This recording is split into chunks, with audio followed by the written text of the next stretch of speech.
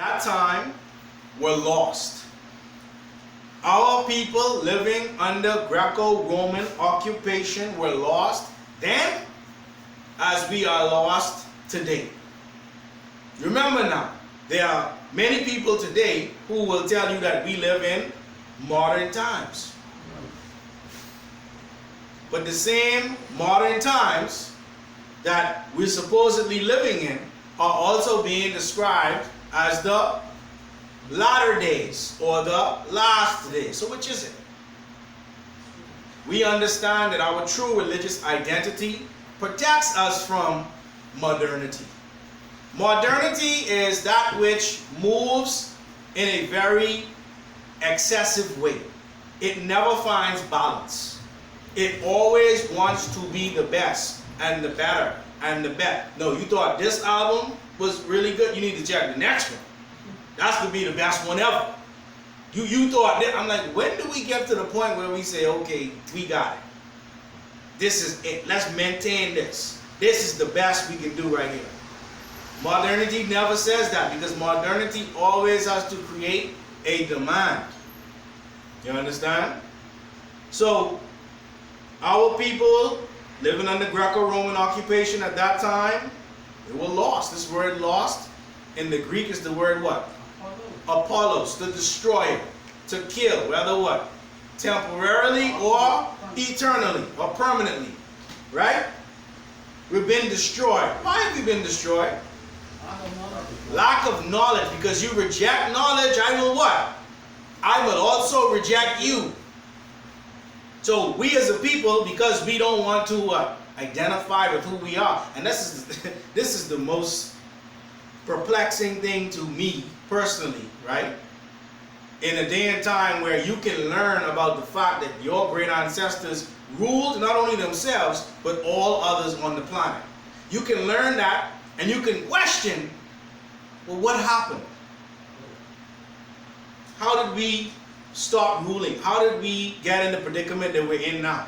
It's very simple. We stopped being ourselves. We stopped accepting that we were Nubian. We stopped accepting that we were children of the Most High. We stopped accepting that we were the 3 groups of 12 royal tribes. We started to accept that we were Gentiles. We started to accept that we were slaves. We started to accept that we were savages. We started to accept that we were unsaved.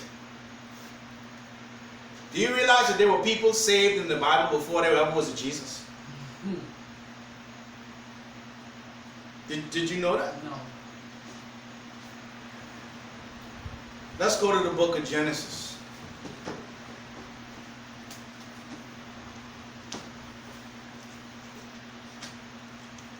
Is there a mention of Jesus in Genesis? No. Not in our Bible anyway, right? We're going to go to Genesis 6.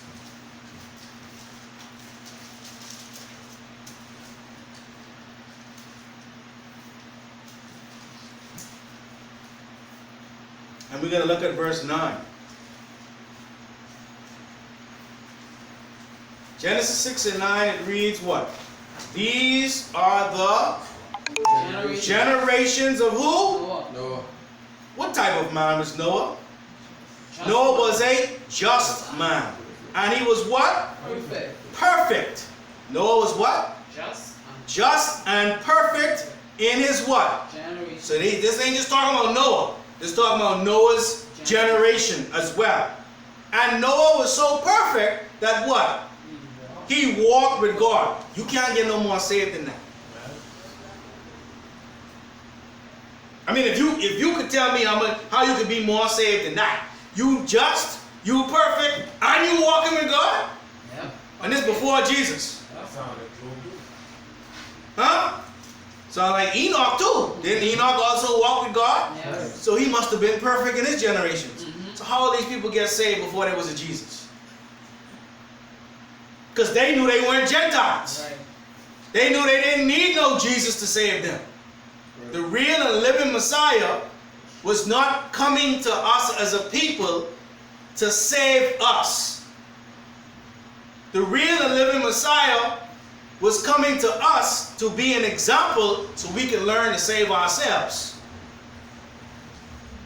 This idea that someone's coming to save you is slave mentality. It's a mentality that says someone has to come and get me and someone has to come and liberate me. No, you have an example, follow the example. Now, if you call it not being saved, fine, that's being saved. But he didn't save us as in, come, let me save you.